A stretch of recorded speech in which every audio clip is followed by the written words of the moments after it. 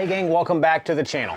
I've been kind of tinkering with this little setup this entire weekend, and I want to show you folks what I've decided to do with my Bluetti Charger 1. You've probably seen quite a few videos for this Bluetti's new device. It is a DC to DC charger that you typically hook up permanently to your rig or your truck or your car and run the cabling to the back where your power stations are going to be. I did not want to permanently mount anything. I wanted the option to be able to take my Charger 1, if we're taking my truck, if we're taking my wife's car, if I'm going with someone else and I'm bringing my power stations along, I wanted to be able to quickly take my Charger 1 and have it with us just in case that solar was not enough. And I learned on my last trip to the Ozarks, my 200 watt solar panel probably would not have sustained me throughout the entire week. Where we were at, there was quite a bit of shade. We were having to chase the sun around all the time, and having one of these would have been great. I could have turned my truck on, let it run for an hour, charge up my power station way more than what solar could have done. So this is what I've come up with. This is my Take With Me Charger 1 setup. It is in a MEIJIA case. It's just a knockoff Pelican case. I'll leave a link for this particular size that I bought on Amazon. It was 50 bucks. The comparable Pelican case is 109. This is a watertight case. If you don't drill holes in it, it's got a rubber gasket on it. So this is my Charger 1 setup, guys, right here. So all the cabling that you're gonna see in here came with the Charger 1. I'll show you what I had to buy to kind of make this setup work the way that I want it to, but all of this 6-gauge wire came with the Charger 1. I did buy these heavy-duty battery crimps for my setup. It normally comes with ring terminals that you would attach directly to your vehicle's battery. Again, I didn't want that type of setup, so as a more non-permanent setup, I'm gonna be using these clips. It comes with a 63 amp breaker. I just kept it. I might upgrade to a different breaker, but I did move where this breaker is at, and I'll show that to you folks here in just a second, because the way that Bluetti had it ran on the cabling, it was very far away from the battery. I wanted this breaker as close to the battery in case the event something goes wrong. But this is the actual Charger 1 that I bolted inside this case, and it's simple as that. It comes with some MC4 cables, and I ended up cutting these 6-gauge wires to attach to this panel mount 50 amp Anderson connection, and I'll show you how that's gonna work in a little bit. And the reason I did this is, again, it's easier to carry all the stuff around in one case. If it is raining outside and I need to charge up my battery for whatever reason, I can close this lid. I wouldn't recommend doing that for a long time because this unit will get warm.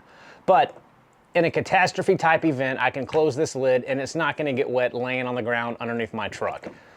That's why it's in a box, and it's just, of course, easier to carry everything around. But some of the things that I ended up buying to make this thing work are these 50 amp Anderson connections. And on this end of the supplied cable, you can see I just attached the positive and negative to the 50 amp Anderson plugs. And this is gonna go right into the side and plug in. Then I'm gonna take all of this wire. This is a good 10, 12 feet of cabling, all 6-gauge. And if you're worried about voltage drop, you can really probably cut this much shorter and not have all of this cabling. But this is what's going to plug up to my truck battery or a standalone battery if I bring it. And this is where I changed where I have this circuit breaker. I have it close to where I'm gonna plug it into my battery. Originally, this was gonna be closer to the Charger 1, leaving you about 10 or 12 feet of wire before that circuit breaker. And again, if I wanted something to go wrong, I wanted it to go wrong up close to the battery so these cables don't get hot. That's what I changed on that. And the way that you hook up your battery is over here on the side. So I just drilled, I believe, a 3/8 inch hole. I put a 3/8 inch rubber grommet. I ran these MC4 cables through it, and I just got a hose clamp. And these are just kind of dangling outside. So this charger works for any power station. It is more geared toward Bluetti power stations. However, you can dictate the amount of voltage this thing's gonna charge for anything. You just have to have the right MC4 to whatever your power station input port is. Bluetti's mainly use MC4 to XT60s, just like this. So this is MC4. This is what came with my AC70 power station. MC4 to XT60. This is gonna plug into my power station. These are actually gonna plug in to the Charger 1, just like that. So I'm gonna plug this in to my power station, connect these to my truck battery, and we're gonna charge. You have to be careful with these because your specific vehicle's alternator might not be able to handle what the max capability of your power station is. That's why I like the ability to kind of dial down the amount of voltage this charger one's going to put into the battery. And I probably won't ever do max charge just because I want to save my alternator. I've got a Super Duty. It'll be fine, but I don't want to take all that power that would be diverted to my truck battery and use to charge my power station, if that makes sense. But let me kind of show you folks a simple setup. So this is the AC70. Here's the cable, the MC4 cables that I just hooked up to the box. And this XT60 port is going to plug right into the port on the Bluetti, just like that. Now, if you want to, if you're mainly use Bluetti power stations, you can either make your own or buy like a 10, 15, 20, 30 feet, however long MC4 to XT60 that you want. That way you've got more room between your power station and this box. But just for the sake of this video, I'm using what came with the power station, but you can make this run of cabling much, much longer. To actually get this thing to charge, we got to use a battery. So let's pretend that this old battery here is actually in my truck. And this is my vehicle battery. So I'm gonna take my Alligator clamps, plug it up to my vehicle battery. Let me get some of the stuff out of the way so you can see. I'm actually gonna put this battery on the floor for now so it doesn't take up any more room. And we're gonna get this power station where you can see, hopefully, the voltage or the input wattage. And here's where I'm gonna open up the app. And the app's pretty cool. It's got every single Bluetti power station that I believe that they've made to date that can work with this system. Okay, so I'm gonna go into My Devices. I'm gonna hit Charger 1. Oh, I have the circuit breaker turned off, so let me turn that on. Now we're gonna go into Charger 1. So I'm gonna go down here into the bottom where it says charging voltage, and you can see here it has all of the Bluetti's, most of the Bluetti's power stations. I can pick the AC70 from this list, if I can find it, right there. It updated.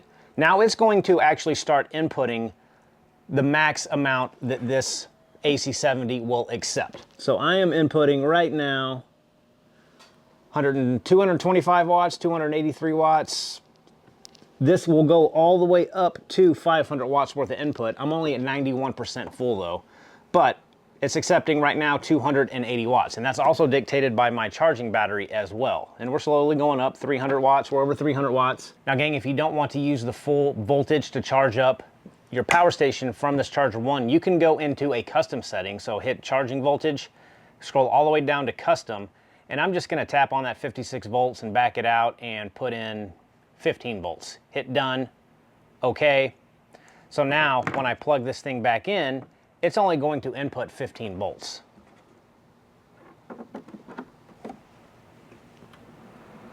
And it immediately recognizes it, and we should start charging here at a whopping 100 watts or so.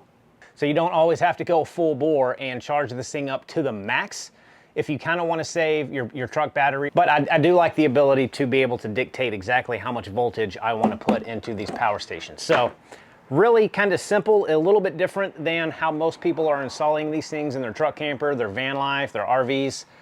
Mainly because, again, I wanted to be able to take this thing with me instead of having it mounted to my truck and it is just stuck there. That's not what I wanted. And I think with this setup, you know, you can just unplug these battery cables using that Anderson, unplug them from the battery. You can roll this thing up. And again, I think this might be excess cabling. How I think this is gonna work out for me, I might end up cutting these to be a little bit shorter than what they are, but everything fits nice in this box. Unplug these MC4 connectors. And again, if you're gonna be using a lot of Bluetti products, it might be best just to buy either extension MC4 cables or a 10 or 15 foot MC4 to XT60, because that's what most of the newer Bluetti power station models use, and some other brand power stations. It's all dependent on what type of power station you want to be charging it up. But with the only requirement is an MC4 cable, you can really pick your own cable, build your own cable to whatever power station that you have. That's gonna go there, and then this thing just kind of closes up nice and tidy. And I'm on my way. I've got my secondary charging method if I ever need it to charge up my power stations while at camp. on a longer extended weekend trip and solar's not good, or if I forgot my solar panels, this is much easier to bring with me than a solar panel too, if I have to charge up my power station. So gang, I'll leave a link for every little bits and pieces that I had to buy to make this thing work.